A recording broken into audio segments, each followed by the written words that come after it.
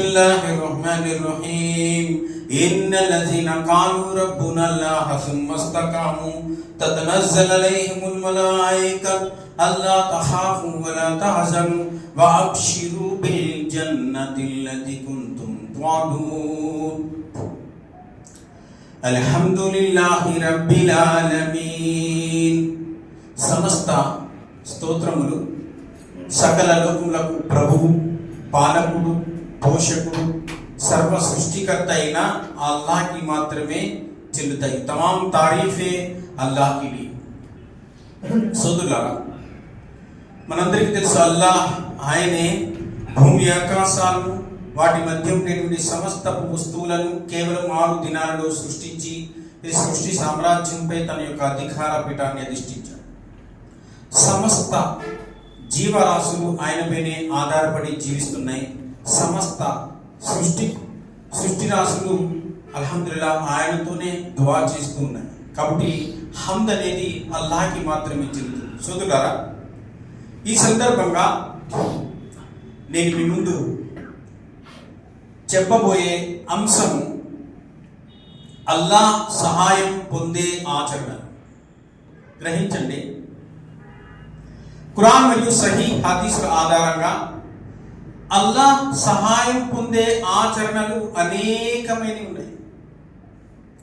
అయితే వాటిలో ప్రధానమైనవి ఏంటి అంటే, మొదటిది తౌహీద్ పై స్థిరపడడం, రెండోది సక్రమమైన పద్ధతిలో నమాజ్ ఆచరిస్తూ చిత్తశుద్ధితో దువా చేయడం, మూడవది అల్లాహ్ మార్గంలో సదకా చేయడం. ఈ 3 కూడా చాలా ప్రధానం. సోదరులారా, ఆలోచించండి. ఈ ప్రపంచంలో, ఈ దునియాలో ప్రతి ముస్లిం కూడా అల్లాహ్ యొక్క సహాయం అందిస్తారు.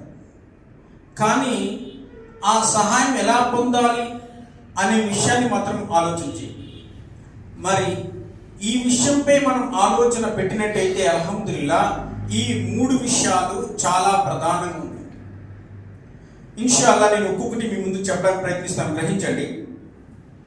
ముందుగా మనం పరిశీలించినట్టయితే తౌహీద్ పై స్థిరపడి ఉండే వారికి అల్లాహ్ సహాయం ఎలా దొరుకుతుంది అనే విషయంపై ఖురాన్ और హదీస్ ప్రకారం హజరత్ ఇబ్రాహీం అలైహిస్సలాం వారి యొక్క చరిత్ర మనకి ఒక గొప్ప ఆధారంగా, ఉదాహరణగా ఉంది. ఎందుకంటే ఇబ్రాహీం అలైహిస్సలాం వారు ఆ అల్లాహ్ యొక్క ఏకత్వంపై స్థిరత్వం కలిగి ఉండడానికి గాను తన సొంత జాతి వారికి, తన సొంత ఊరు వారికి, తల్లిదండ్రులకు, తన ఆస్తి వ్యవహారాలకు అన్నిటినీ కూడా ఆయన దూరం అయ్యి వేరయ్యి అల్హమ్దులిల్లాహ్ ఆ అల్లాహ్ సుబ్హానహు వ తఆలా యొక్క ఏకత్వంపై నడిచారు. దీనికి గాను ఆ ప్రాంతంలో ఉండేటువంటి ప్రజలు ఆరాధించేటువంటి విగ్రహాలు ఇవి కేవలం రాళ్ళు మాత్రమే. వీటికి ఎలాంటి శక్తి లేదు. ఇవి ఎంత బలహీనమైనవి అంటే వీటి వద్ద పెట్టేటువంటి ఆహార పదార్థాలను సైతం అల్పమైనటువంటి జీవరాశులు, చీమలు, ఈగలు తీసుకెళ్ళి పోయినా కానీ వాటిని వెనక్కి తీసుకురాలేని అంత బలహీనమైనటువంటివి అని ప్రజలకు తెలియపరచడం ప్రారంభించారు. ఇంకా విగ్రహాలను సైతం అక్కడ ఉన్నటువంటి వాళ్ళు ఆరాధించే రాళ్ళను సైతం పగలగొట్టిన ఇవి నోరు మెదిపి సాక్ష్యం ఇవ్వలేని బలహీనమైనవని చెప్పడానికి ప్రయత్నించారు. మరి ఎప్పుడైతే ఈ విధమైనటువంటి సంస్కరణ దావత్ ఇబ్రాహీం అలైహిస్సలాం గారు ప్రజలకి ఇవ్వడం ప్రారంభించారో, ప్రజలందరూ ఇబ్రాహీం అలైహిస్సలాం వారిని పట్టి బంధించి ఆ దేశ మహారాజు దగ్గర తీసుకెళ్ళారు. ఈ యొక్క సంఘటన మనం చాలాసార్లు చెప్పుకున్నాం. ఆ దేశం రాజు ఎవరు? నమ్రూద్ ఎలాంటి వాడంటే నేను కూడా దేవుణ్ణి అనేవాడు. దానికోసం ఇబ్రాహీంతో బెహస్ చేసినప్పుడు ఇబ్రాహీం అలైహిస్సలాం వారు చెప్తారు, నా దైవం జీవన్మరణాలు ఇచ్చేవాడు అని. అప్పుడు నమ్రూదు అడుగుతాడు, నేను కూడా జీవన్మరణాలు ఇస్తాను చూస్తావా అని. కాసేపట్లో మరణ శిక్ష ఇచ్చేవాడిని వదిలేసి ముద్దాయిని తీసుకుని వెళ్ళి ఉరి శిక్ష వేసి చంపేసేవాడు. ఏం చెప్పేవాడు? చూసావా, నేను కూడా జీవన్మరణాలు ఇస్తున్నాను అని. ఇప్పుడు ఇబ్రాహీం అలైహిస్సలాం అంటారు, నా ప్రభు భూమి ఆకాశాలు పుట్టినప్పటి నుంచి కూడా సూర్యుణ్ణి తూర్పు దిక్కునే ఉదయింపజేస్తున్నాడు. నువ్వు దేవుడు అయితే సూర్యుణ్ణి ఒక్కరోజు పరమట దిక్కును ఉదయింపజేయి అని ఇబ్రాహీం అలైహిస్సలాం వారికి సమాధానం లేదు. చూడండి సోదరులారా, ఈ యొక్క ఆన్సర్ ఈ ప్రపంచంలో ఎవడైనా నేను దేవుణ్ణి అంటే ఇదే కొంచెం ఎవ్వరూ ఆన్సర్ ఇవ్వలేదు, ఇప్పటికీ ఆన్సర్ దొరకలేదు. కాబట్టి నమ్రూదు ఏమీ చేయలేని పరిస్థితుల్లో ఏం చెప్పాడు ఆ గ్రామ ప్రజలకు? ఇబ్రాహీం అలైహిస్సలాం వారిని పెద్ద మంటలేసి దాంట్లో కాల్చేయండి అని. ఆ ప్రజలు ఇబ్రాహీం అలైహిస్సలాం వారిని శిక్షించడానికి, మంటల్లో వేయడానికి ఎంత బాధ్యత తీసుకున్నారంటే, ప్రతి ఇంటి వారు ఒక పెద్ద పుల్లల మూపు తయారు చేసి పెద్ద పుల్లల మూపు తెచ్చి మంట వేయాలి. అలా చాలా పెద్ద మంట వేశారు. ఎంత పెద్ద మంట అంటే తఫ్సీర్లు చెప్తున్నాయి, ఆకాశంలో ఎగిరే పక్షులు సైతం ఆ వేడికి కాలిపోయి ఆ మంటలో పడిపోయేమంట. అంత పెద్ద మంట వేశారు ఇబ్రాహీం అలైహిస్సలాం దాంట్లో వేయడానికి. అయితే మంటలో వేయడానికి ఒక ఉయ్యాల కట్టారు, ఊపుతూ ఉన్నారు. ఆ సమయంలో దైవదూతలు వచ్చారు. దైవదూతలు వచ్చి ఇబ్రాహీం అలైహిస్సలాం వారిని అడుగుతున్నారు, ఓ ఇబ్రాహీం వారు చెప్పండి, మేము మీకు సహాయం చేస్తాము, ఈ మంటలని ఆర్పేస్తాము, లేదా మిమ్మల్ని ఇక్కడి నుంచి వీరి చెర నుండి విడిపించి దూరంగా తీసుకెళ్ళిపోతాము, చెప్పండి. ఇబ్రాహీం అలైహిస్సలాం ఏమన్నారు? హస్బునల్లాహు వ నిఅమల్ వకీల్, నాకు అల్లాయే చాలు, అల్లాహ్ మంచి కార్యసాధకుడు. ఈ విషయం అల్లాహ్ ఖురాన్లో సూరా అల్ ఇమ్రాన్ 3వ అధ్యాయం ఆయత నంబర్ 173లో చెప్తున్నాడు. చూడండి సోదరుడు, ఇబ్రాహీం అలైహిస్సలాం వారికి అల్లాహ్పై ఉండేటువంటి నమ్మకం చూడండి. దీన్నే తౌహీద్ పై గట్టిగా స్థిరపడడం అంటారు. అల్లాహ్ సుబ్హానహు వ తఆలా తప్పకుండా కాపాడుతాడనే నమ్మకం. అందుకే అల్లాహ్ సుబ్హానహు వ తఆలా అక్కడ ఉండేటువంటి ముష్రికులు ఇబ్రాహీం అలైహిస్సలాం మంటల్లో పడేస్తే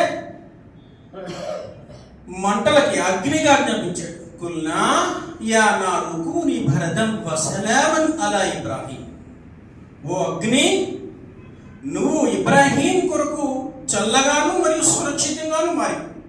ఇబ్రాహీం అలైహిస్సలాం వారు పడిన చోట చుట్టూ మంట అగ్ని ఉంది, కానీ పడ్డ చోట మాత్రం చల్లగా సురక్షితంగా ఉంది. అల్హమ్దులిల్లాహ్. తర్వాత ఆయన కొంతసేపటికి చల్లగా అగ్నిలోంచి నడుచుకుని వచ్చేసింది. ఇలా మనం ఇబ్రాహీం అలైహిస్సలాం వారి యొక్క చరిత్రను పరిశీలిస్తే అనేక సందర్భాల్లో అల్లాహ్ సహాయం ఇబ్రాహీం అలైహిస్సలాం వారికి దొరికినట్టు మనకు తెలుస్తుంది. మరి దీనికి కారణం ఏంటి? తౌహీద్ పై స్థిరత్వం కలిగి ఉండడం. అల్హమ్దులిల్లాహ్. తౌహీద్ పై స్థిరత్వం కలిగి ఉండే వారికి తప్పకుండా అల్లాహ్ సహాయం దొరుకుతుంది అని మనం గ్రహించడానికి ఖురాన్ మరియు సహీహ్ హదీసుల ఆధారంగా అనేక విషయాలు. అదేవిధంగా మనం ఖురాన్ పరిశీలించినట్టయితే అస్హాబే ఖాఫ్ గురించి అల్హమ్దులిల్లాహ్ అల్లాహ్ సుబ్హానహు వ తఆలా గొప్ప అద్భుతాన్ని చెప్తాడు ఖురాన్. సూరా కహఫ్ 18వ సూరా ఆయత నంబర్ 9 నుంచి 26 వాక్యాల వరకు అల్లాహ్ సుబ్హానహు వ తఆలా కొండ గుహవాసుల గురించి చెప్పాడు. అస్హాబే ఖాఫ్ అంటే కొండ గుహవాసులు అని. చూడండి ఎన్ని వాక్యాల్లో వారి యొక్క వృత్తాంతాన్ని చెప్పాడు. చూడండి, ప్రారంభంలో కొండ గుహవాసులు అల్లాహ్తో దువా చేశారు. ఫకాలు రబ్బనా ఆతినా మిన్ లదున్క రహ్మతం వహయ్యి లనా మిన్ అమ్రినా రషదా, ఓ మా ప్రభు నీ వైపు నుంచి మాకు నీ కారుణ్యాన్ని ప్రసాదించు, ఇంకా మా పనిలో మా కోసం సన్మార్గాన్ని సులభతరం చెయ్యి. ఎప్పుడైతే ఈ దువా చేశారో అల్లాహ్ సుబ్హానహు వ తఆలా వారిని ఒక కొండ గుహలో సుమారు 309 సంవత్సరములు నిద్రపుచ్చేశారు. సుమారు 309 సంవత్సరాలు. ఈ ఆయతులు చూడండి, ఇక్కడ 9 నుంచి 26 వాక్యాల వరకు అల్లాహ్ సుబ్హానహు వ తఆలా సంఘటనల వృత్తాంతాన్ని చెప్తారు. అయితే ఎందుకు ఆ కొండ గుహవాసులు దువా చేయవలసి వచ్చింది? అల్లాహ్ సుబ్హానహు వ తఆలా వారిని 309 సంవత్సరాలు ఎందుకు నిద్రపుచ్చవలసి వచ్చింది అనే విషయాన్ని మనం పరిశీలించినట్టయితే చూడండి, ఈ ఆయత యొక్క తఫ్సీర్ మనకి కనపడుతుంది. అస్సుల్ బయాన్ ఉంది చూడండి. అస్సుల్ బయాన్ ఇక్కడ ఇబ్నే కసీర్ యొక్క రివాయత్ కూడా దీంట్లో మనకు కనపడుతుంది. పూర్వం ఆ ప్రాంతంలో రఖీబ్ అని అల్లాహ్ ఈ ఆయతలో చెప్తున్నాడు. రఖీబ్ అని ఒక నగరం వద్ద దిఖ్యానుస్ అనే ఒక రాజు ఉండేవాడు. ఆ నగరంలో దిఖ్యానుస్ అనే ఒక రాజు ఉండేవాడు. అక్కడ ప్రజలను బహుదైవారాధన వైపు, షిర్క్ వైపుకి ప్రోత్సహించేవాడు. ప్రజలంతా బహుదైవారాధనలో ఉండేవాడు. అల్లాహ్ సుబ్హానహు వ తఆలా ఆ నగరంలో కొంతమందిని ఆయన కోసం ఎంచుకున్నాడు. ఇక్కడ ఆయతలో ఫిత్యతున్ అనే పదం వస్తుంది. అంటే 9 మంది వరకు, 7 అవ్వచ్చు, 8 అవ్వచ్చు, 9 మంది అవ్వచ్చు. అక్కడి వరకు అల్లాహ్ సుబ్హానహు వ తఆలాను ఆరాధించేవారు ఆ నగరంలో ఉన్నారు. వారితో వేరే ఆ అల్లాహ్ని కేవలం సృష్టికర్తని ఆరాధిస్తూ ఉండేవారు. ప్రజలకు చెప్పారు, కానీ ప్రజలు వినకపోతే వీరు వేరైపోయారు. అయితే వీరు ఏకదైవారాధన చేస్తున్నారు, అక్కడ నగరానికి వ్యతిరేకంగా ఉన్నారు, కొత్త ధర్మాన్ని తీసుకొచ్చారని ఆ నోట అదొక పెద్ద వైరల్ అయ్యి ఆ దేశం మహారాజు దగ్గరికి వెళ్ళిపోయింది. ఆ రాజు వారిని పిలిపించి అడిగాడు, వారి యొక్క సైనికుల ద్వారా వారిని పిలిపించి అడిగాడు, మీరు ఏదో కొత్త ధర్మాన్ని తీసుకొచ్చారంట, సర్వ సృష్టికర్తను ఏకదైవారాధన చేస్తున్నారంట. వారు చెప్పారు, అవును, మేము సకల లోకాల ప్రభువునే ఆరాధిస్తున్నాము, మీరు సృష్టించినటువంటి ఈ సృష్టితాలను మేము ఆరాధించము, సకల లోకాలకు ప్రభు అయిన అల్లాహ్ని మాత్రమే ఆరాధిస్తాము అని ఎప్పుడైతే చెప్పారో ఆ రాజు వారికి వ్యతిరేకమైపోయాడు. అలాగే ఆ గ్రామ ప్రజలు వ్యతిరేకమైపోయారు. వీరి యొక్క విశ్వాసాన్ని పాడు చేయడానికి, గుమ్రా చేయడానికి ప్రయత్నించారు. మరి వీళ్ళు ఏం చేశారంటే వాళ్ళకి దూరంగా పారిపోయారు. దూరంగా వెళ్ళిపోయి ఒక పర్వతం ఎంచుకున్నారు. పర్వతం యొక్క గుహలోకి వెళ్ళిపోయారు రహస్యంగా.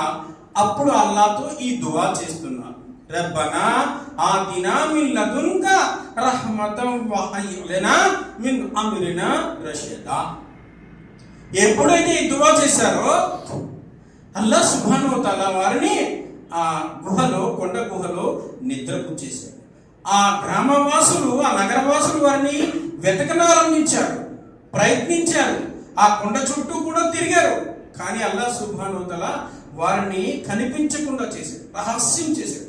ఎంతగా వారిని దాచాడంటే అల్లాహ్ ఈ ఆయతలో చెప్తున్నాడు, సూర్యుడు ఉదయిస్తే సూర్యరశ్మి ఆ పర్వతం వదిలి ఎడమ వైపు పడిపోయిందంట, అస్తమించేటప్పుడు అది వదిలి కుడి వైపు పడిపోయిందంట. ఇలా సూర్యరశ్మి సైతం ఆ పర్వతంలోకి వెళ్ళేది కాదు. ఎవరైనా చూస్తే అది మూసుకుపోయిన పర్వతం అనుకునేవారు. అలా అల్లాహ్ సుబ్హానహు వ తఆలా వారిని రక్షించాడు. అల్లాహ్ సుబ్హానహు వ తఆలా ఈ ఆయతలో అంటున్నాడు, ఓ ధైర్య ప్రవక్త, నువ్వు గనక వారిని చూసినట్టయితే వారు మెలకువగా ఉన్నారనుకుంటావు, కానీ వారు నిద్రపోతున్నారు. వారిని మేము ఇటువైపు అటువైపు ఒత్తిగిలి పడుకునేలా చేసేవారము అని ఎలా అంటున్నాడు. ఇంకా ఓ దైవ ప్రవక్త, నువ్వు ఆ సందర్భాన్ని చూస్తే భయపడతావు, ఎందుకంటే వారికి మేము కాపలాగా ఒక్కొక్కరు కూడా ఉంచాము అని. అందుకే చూడండి సోదరులారా, ఈ ఆయతలు ఎప్పుడు అవతరం జరిగాయంటే యూదులు దైవ ప్రవక్త ముహమ్మద్ సల్లల్లాహు అలైహి వసల్లం అడిగారు, ఓ దైవ ప్రవక్త, మీరు ప్రవక్త అంటున్నారు కదా, మిమ్మల్ని 3 విషయాలు అడుగుతాం, మీరు సమాధానం చెప్పండి. 3 విషయాలు ఏంటంటే, ఒకటి అస్హాబే కాఫ్ గురించి చెప్పండి, కొండ గుహవాసుల గురించి చెప్పండి. రెండోది జుల్కర్నైన్ గురించి చెప్పండి. మూడవది ఆత్మ సంగతి ఏంటి చెప్పండి. 3 విషయాలు అడిగారు. దైవప్రవక్త ముహమ్మద్ సల్లల్లాహు అలైహి ఏమన్నారంటే, రేపు చెప్తానన్నారు. ఎందుకంటే ప్రవక్త ముహమ్మద్ వారు తెలియదు, దానికి సంబంధించి వహీ రాదు. అయితే రేపు యాజిటీస్ అదే సమయానికి వాళ్ళు వచ్చారు. ప్రవక్త ముహమ్మద్ సల్లల్లాహు వారికి వహీ రాలేదు, ప్రవక్త ముహమ్మద్ సల్లల్లాహు వారు బయటికి వెళ్ళలేదు. వారు ప్రవక్త గారు వస్తారు, సమాధానం చెప్తారని చూసి వెయిట్ చేసి వెళ్ళిపోయారు. మరలా మరుసటి రోజు వచ్చారు, అయినా ప్రవక్త ముహమ్మద్ వారికి వహీ రాలేదు. తర్వాత వచ్చారు, అయినా వహీ రాలేదు. ప్రవక్త ముహమ్మద్ సల్లల్లాహు వారు చాలా కంగారు పడుతూ అల్లాహ్తో దువా చేసుకుంటూ ఉన్నారు. దీనికి ఆన్సర్ రాలేదు. అల్లాహ్ సుబ్హానహు వ తఆలా అప్పుడు ఆయాతుల అవతరణ జరిపించాడు. ఈ సందర్భంగానే ఈ ఆయాతుల అవతరణ జరిగి అల్లాహ్ ఇక్కడ ఏం చెప్తున్నాడంటే, ఓ దైవ ప్రవక్త, ఏ విషయమైనా సరే నువ్వు చెప్పాలనుకున్నప్పుడు ఇన్షా అల్లా అని చెప్పు, ఇన్షా అల్లా అని చెప్పు. ఇక్కడ కొంత వంశంలో ఎవరేమన్నారంటే వారు ప్రశ్నించినప్పుడు రేపు చెప్తానన్నారు, ఇన్షా అల్లా అని అనలేదు. అందుకని అల్లాహ్ సుబ్హానహు వ తఆలా ఇక్కడ ఆయాతుల అవతరణ జరిపించలేదు, ఇన్షా అల్లా అని చెప్పు అన్నారు.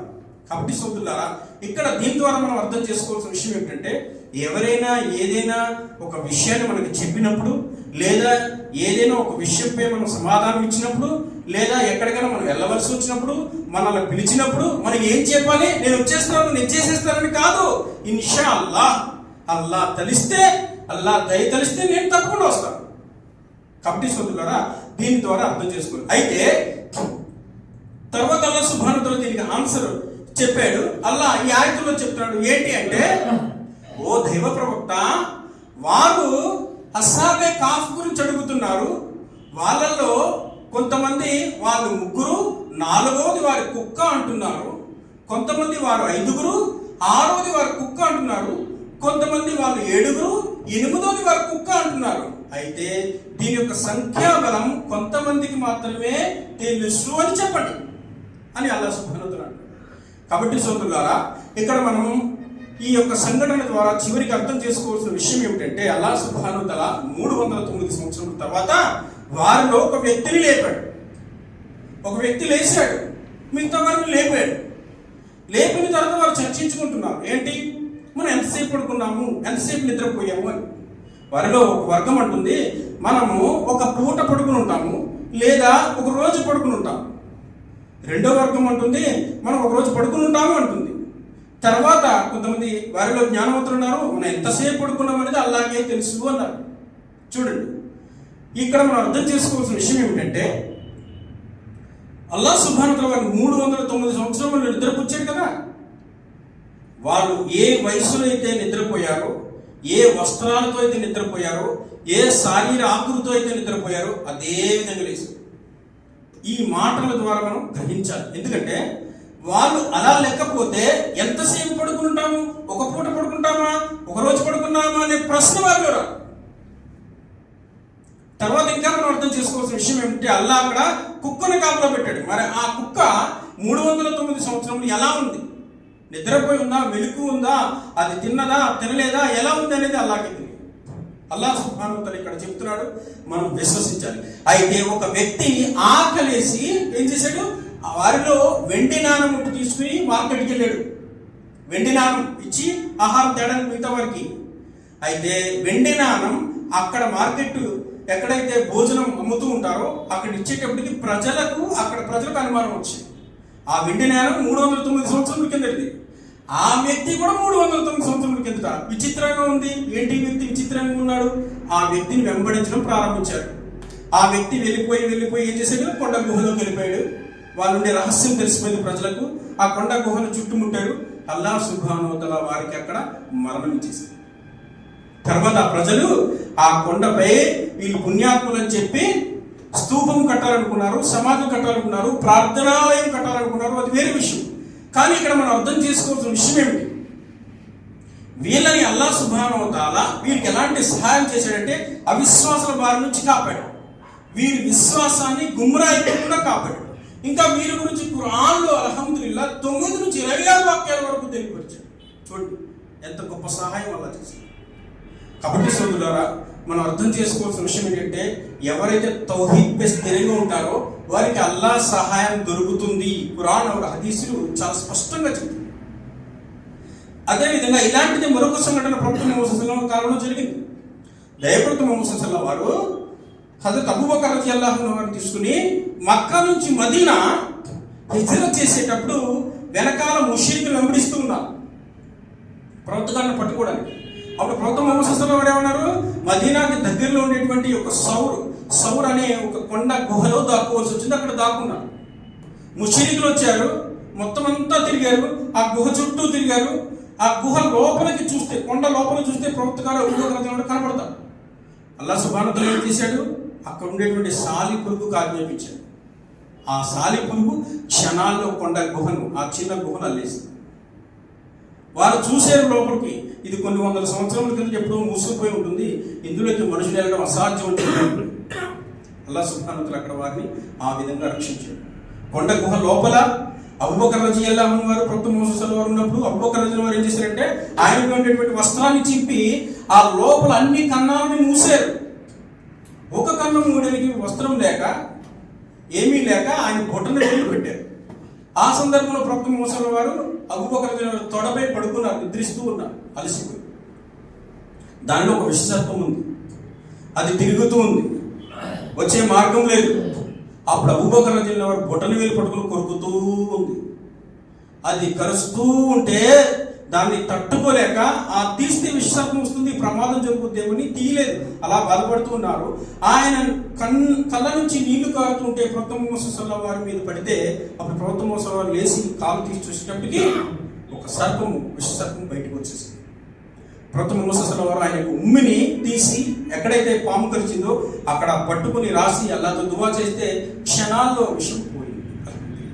చూపిస్తుంది అల్లాహ్ సుబ్హానహు వ తఆలా యొక్క సహాయాలు ఇవన్నీ. తౌహీద్పై స్థిరంగా నిలబడాలి.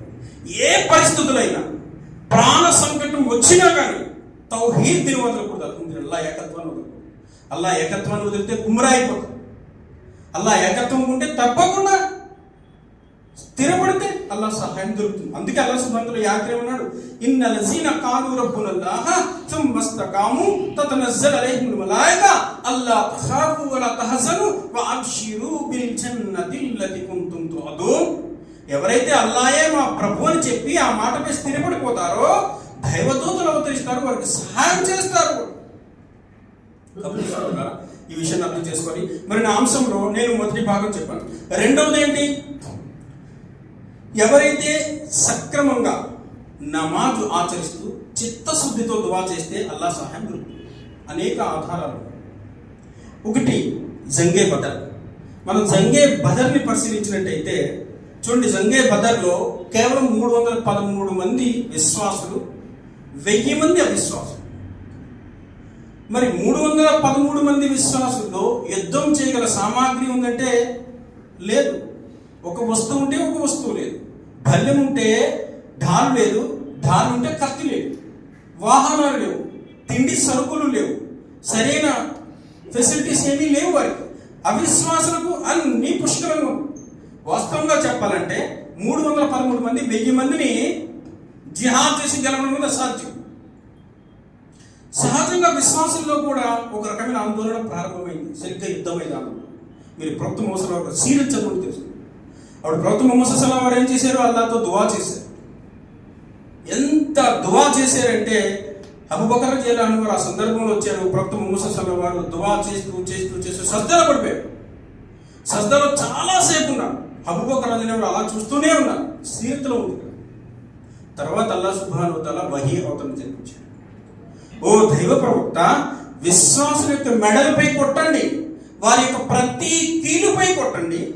నేను ఇప్పుడే అవిశ్వాసుల యొక్క హృదయాల్లో భయాన్ని నింపుతాను అని ఈ విషయాల్లో అన్ఫాల్ 8వ సూర ఆయత నంబర్ 9లో చెప్తున్నాడు.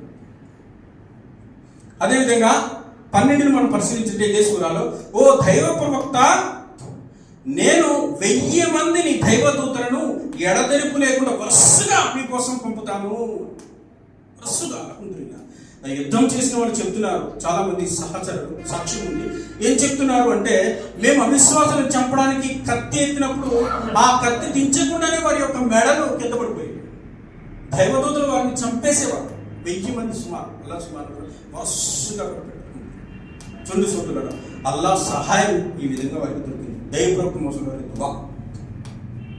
ఇంకా మనం పరిశీలించినట్టయితే ఇంకొక అద్భుతమైన సంఘటన ఉంది, గ్రహించండి సోదరులారా. ఇది బనీ ఇస్రాయిల్ యొక్క రివాయత్. అబు మువల్లక్ అనే ఒక వ్యాపారి యొక్క సంఘటన.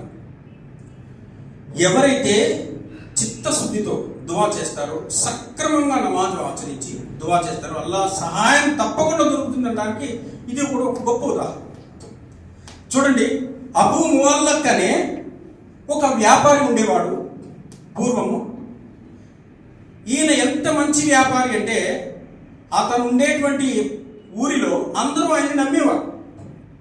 డబ్బు ఇచ్చి ధనం ఇచ్చి వ్యాపారం చేయించేవారు. అతను వాళ్ళ ధనంతో, ఇతను ధనంతో కూడా తిజారత్కు వెళ్ళి నెలలు గడిపి బాగా వ్యాపారం చేసి ధనం సంపాదించి తెచ్చేవాడు, అందరికీ ఇచ్చేవాడు, లాభాలు కూడా ఇచ్చేవాడు. అయితే ఇతను బాగా ధనం సంపాదించాడు, తిజారత్కి వెళ్ళి వస్తూ ఉన్నాడు, తన గ్రామం వస్తూ ఉన్నాడు. వచ్చే మార్గం మధ్యలో ఒక బందిపోటు ఆయన్ని బాగా గమనించి ఆయన్ని పరిచయం చేసుకున్నాడు. మార్గం మధ్యలో పరిచయం చేసుకుని ఆయనతో పాటు ప్రయాణం చేశాడు. ప్రయాణం చేసిన తర్వాత అది ఒక పల్లెటూరు వాతావరణం. అది మార్గం మధ్యలో వాడు ముందుగానే ప్లానింగ్ ప్రకారం ఏం చేశాడంటే ఆ దారి మార్గాన్ని మూసేసాడు, మార్గం మళ్ళించాడు. ఈ మార్గం గుండా మనం ప్రయాణించి వెళ్దాము, షార్ట్ కట్లో వెళ్ళిపోదాము. అతను నమ్మాడు, అతను కూడా ప్రయాణం చేశాడు. లోపలికి వెళ్ళిపోయిన తర్వాత వాడి యొక్క అడ్డా వచ్చింది. వాడి అడ్డా, బందిపోటు యొక్క అడ్డా. అప్పుడు అక్కడికి వచ్చిన తర్వాత చెప్తున్నాడు, నేను ఒక బందిపోటును, నిన్ను చంపడానికి ఇక్కడికి తీసుకొచ్చాను, నీ వద్ద ఉండేటువంటి సంపదంతా ఇచ్చేయి, నువ్వు చచ్చిపో, నేను చంపేస్తాను సింపుల్గా, ఇబ్బంది లేకుండా, లేదంటే యుద్ధం చేయి.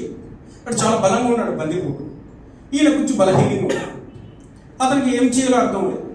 అతను ఏం చెప్పాడంటే, ఈ ధనం గురించే కదా నన్ను చంపాలనుకుంటున్నావు, ఇదిగో ఇది నా ధనం, ఇది నా సొంత ధనం, ఇది తీసేసుకో, ఇది మాత్రం అమానతుదారుడు, ఇది నేను ఇచ్చే వారికి ఇవ్వాలి, కాబట్టి నన్ను వదిలేవు. లేదు లేదు, నిన్ను చంపేస్తాను, ధనాన్ని తీసుకుంటాను.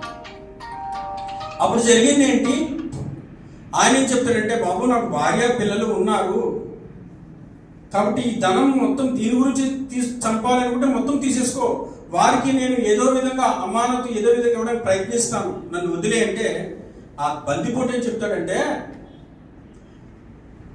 ఇప్పుడు నిన్ను వదిలేస్తే నువ్వు ఊరిలోకి వెళ్ళి నా గురించి చెప్తావు, కాబట్టి నా లక్ష్యం ఏమిటంటే మీ ధనాన్ని దోచుకోవడం, మిమ్మల్ని చంపడం, వదిలేది లేదు. అప్పుడు ఆ వ్యక్తి ఏమి చేసేది లేక ఆ బందిపోటుతో ఒక విషయాన్ని అడుగుతాడు. సరే, నన్ను చంపాలని మీరు నిశ్చయించుకున్నప్పుడు నాకు ఒక అవకాశం ఉంది. ఏంటి అంటే అవకాశం, నేను కాస్త పరిశుభ్రంగా నమాజ్ ఆచరించాను, నాకు నమాజ్ సమయం ఉంది, నమాజ్ చదువుకునే అవకాశం ఉంది. సరే, నమాజ్ అయ్యేది అవకాశం ఇచ్చాడు. నమాజ్ అయిన తర్వాత నేను చంపేస్తానని అవకాశం ఇచ్చాడు. ఈయన రివాయత్ ఎలా ఉందండి ఇది, ఈయన ఏం చేశారంటే అభ్యంగన స్నానం చేశారు. అక్కడ ఒక కొలను ఉంటే శుభ్రంగా స్నానం చేశారు, వజూ చేసుకున్నారు. వజూ చేసుకుని నమాజ్ 4 రకాతులు నమాజ్ చదివారు, దువా చేస్తూ ఉన్నారు. 4 రకాతులు నమాజ్ చదివి దువా చేస్తున్నారు. ఆ దువా కూడా ఇక్కడ ఈ హదీస్లో చెప్పబడి ఉంది. ఆ దువా ఏంటి, వల్ల అత్యంత స్నేహశీలి అయిన వాడా, మహిమాన్వితమైన సింహాసనాన్ని కలిగి ఉన్నవాడా, నీవు కోరుకున్న దానిలో శక్తివంతుడా, నీ అపురూపమైన మహిమతో, నీ సాటి లేని ఆధిపత్యంతో, నీ సింహాసనం యొక్క వెలుగుతో నింపబడిన ఆ దివ్య తేజస్సుతో నేను నిన్ను అడుగుతున్నాను. ఈ దొంగ యొక్క చెడు నుండి నన్ను రక్షించమని నీతో మొరపెట్టుకుంటున్నాను. ఓ సహాయక, నాకు సహాయం చెయ్యి. ఓ సహాయక, నాకు సహాయం చెయ్యి. ఓ సహాయక, నాకు సహాయం చెయ్యి. యా ముగీసు అగిస్ని, యా ముగీసు అగిస్ని, యా ముగీసు అగిస్ని. ఇక్కడ ఇలా చెప్పబడింది. ఎప్పుడైతే దువా చేసి ఆయన చేతులు కూడా దించలేదు, ఆయనకు ఒక గుర్రపు సకిలింపు వినబడింది. ఆ గుర్రపు సకిలింపు వైపు చూసేసరికి ఒక వ్యక్తి హస్సంపై, అంటే ఒక గుర్రంపై వస్తూ ఉన్నాడు. అప్పుడే ఈయన వైపుకి బందిపోటు చంపడానికి వస్తూ ఉన్నాడు. ఆ వ్యక్తి రావడం, ఆ బందిపోటును 2 ముక్కలుగా చేసాడు, 2 ముక్కలుగా విడిగేసి వెళ్ళిపోవడం జరుగుతుంది. ఆ వ్యక్తి చూసి ఆ దైవదూతను పిలుస్తున్నాడు, అయ్యా మీరు ఎవరు, నా తల్లిదండ్రులు మీకు సమర్పితం, మీరు ఎవరు చెప్పండి. అప్పుడే ఆయన చెప్తున్నారన్నమాట, ఆ దైవదూత, నేను 4వ ఆకాశంలో ఉండేటువంటి దైవదూతను. మీరు ముందు దువా చేసినప్పుడు ఈ దువా యొక్క ఆర్తనాదం మొదటి ఆకాశం యొక్క ద్వారములను తెరిచింది. పెద్ద పెద్ద శబ్దాలు చేసింది.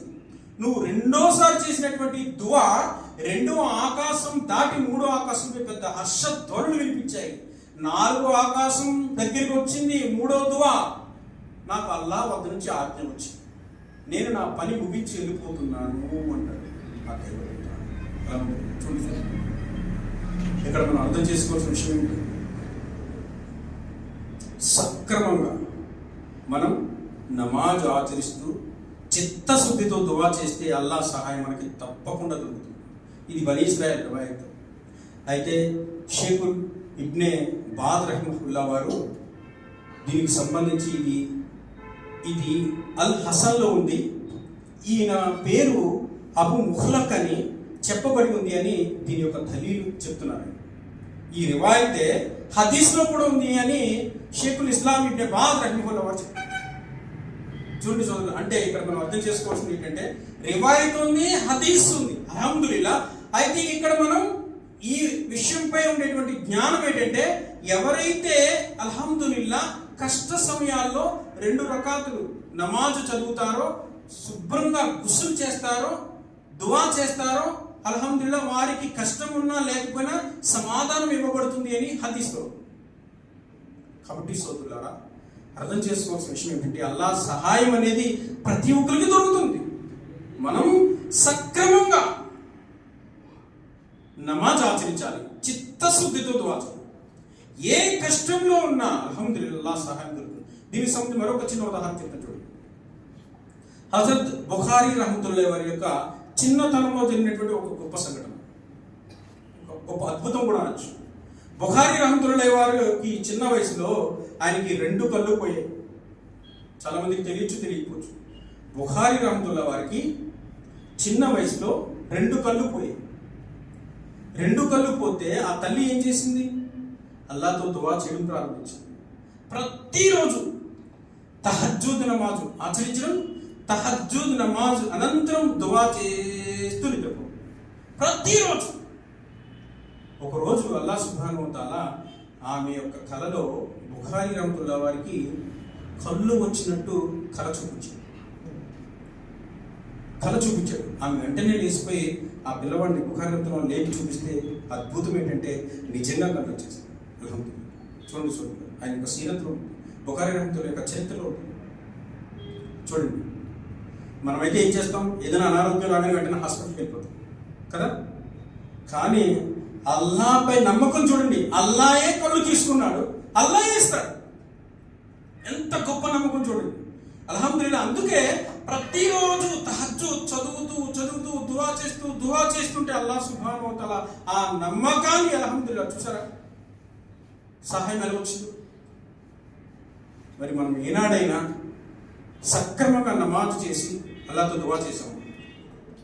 ఎందుకు చెప్తున్నానంటే ఈరోజు ప్రతి ముస్లిం కూడా అనేక సమస్యల్లో ఉన్నాడు. అనేక సమస్యలు.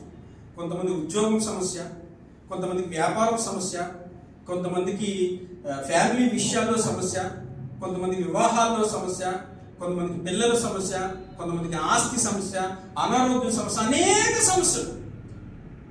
హ్యాపీగా ఉన్నవారు ఎవరున్నారండి? ఏదో సమస్య. మరి ఈ సమస్యల యొక్క పరిష్కారం కోసం ఎవరైనా 4 రకాతులు 2 రకాతులు నమాజ్ చదివి అల్లాహ్తో దువా చేశారా? దువా చేసుకున్నారు, ప్రశాంతంగా చేసుకున్నారు ఎవరున్నారు? జుమ్మా వచ్చినా కానీ మస్జిద్కి రాలేని పరిస్థితుల్లో ఉన్నారు ముస్లిమ్స్. జుమ్మా వచ్చి 5 పూటల నమాజ్ అల్హమ్దులిల్లాహ్ ప్రతి ఒక్క ముస్లింపై ఫర్జ్ అయింది. ఇష్టం ఉన్నా లేకుండా ఖచ్చితంగా చెయ్యాలి. జుమ్మా వచ్చి కూడా మస్జిద్కి రాకపోతే ఇంకా ఏమనాలి? అసలు ముస్లిమ్సా? అందుకే ఈరోజు ఈ యొక్క ప్రభావం ఎలా ఉందంటే టోటల్ అందరు ముస్లిమ్స్ మీద పడిపోతుంది. ఎందుకంటే ముస్లిమ్స్లోనే యూనిటీ లేదురా. ఒక ఊర్లో కొంతమంది ముస్లిమ్స్ ఉంటారు, కొంతమంది నమాజ్ చదవరు, కొంతమంది చదవరు, కొంతమంది జుమ్మా కొందరు, కొంతమందికి రారు. వీళ్ళలోనే యూనిటీ లేదు, వీళ్ళలోనే ఒక విధానం లేదు, ఒక కట్టుబాటు లేదు. ఒకడు ఒకలా ఉంటే ఒకడు ఒకలా ఉంటాడు, ఒకడు నమ్మకం ఉంటే ఒకడు కాఫీలా ఉంటాడు, ఒకడు తౌహీద్ ఉంటే ఒకడు ముషరీక్లా ఉంటాడు, ఒకడు బహుదైవారాధన చేస్తుంటే ఒకడు ఏకదైవారాధన ఉంటాడు. చూడండి సోదరులారా, ఈ రోజు అనేక సమస్యల్లో మనం ఇరుక్కుపోయి ఉన్నామంటే కారణం ఏంటంటే నమాజ్ నిర్లక్ష్యం చేయడం. హదీసులు ఏం చెప్తున్నాయి? ఖురాన్ హదీసులు ఏం చెప్తున్నాయి? ప్రతి సమస్యకి పరిష్కారం ఏమిటంటే నమాజ్. ప్రతి సమస్యకి, ఈ దునియాలో మనకు ఎదురయ్యే ప్రతి సమస్యకి పరిష్కారం నమాజ్ అన్నారు ప్రతి ముస్లిం. నమాజ్ ఏదండి? జుమ్మాకి కూడా నమాజ్ చదువుకోలేని ముస్లింలు గడుస్తూ ఉన్నారంటే ఎంతకన్నా దౌర్భాగ్యం ఈ ప్రపంచంలో ఇంకోటి ఉంటుందా? చూడండి, అల్లాహ్ సహాయం రావాలంటే ఎలా వస్తుంది? ఇంకా మనం చెప్పడానికి అల్హమ్దులిల్లాహ్ ఇంకా చాలా ఉన్నాయి, కానీ సమయం లేదు.